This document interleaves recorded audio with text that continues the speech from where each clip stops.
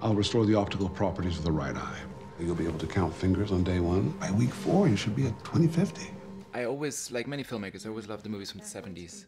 And I think, and I always loved those movies because they were often, character studies and open-ended. And often you walked out of these movies and had different interpretations and discussions.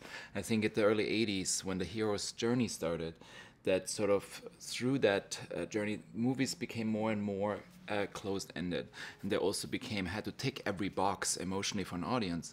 And I feel like, and I suddenly have been, I sort of was craving these movies, and sort of as independent films got more and more replaced by great TV shows today.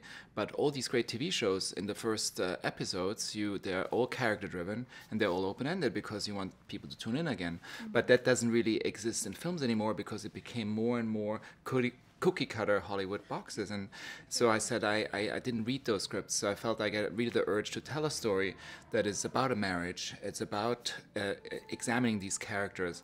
The script was so well written without the visuals. So it was just about sitting down with him. He had this great sort of reference images and videos of what he wanted to do, but he never took anything specifically from that. It was just more of inspiration, and then he created something that I've never seen before with the visuals. So it was really just about taking a leap of faith with him and trusting him and being excited by that journey. But I think that if you even removed all of those visuals from this movie, it still works, and that's what's important, is that there are two characters at the center, and then all the characters around it that grab you by the heart.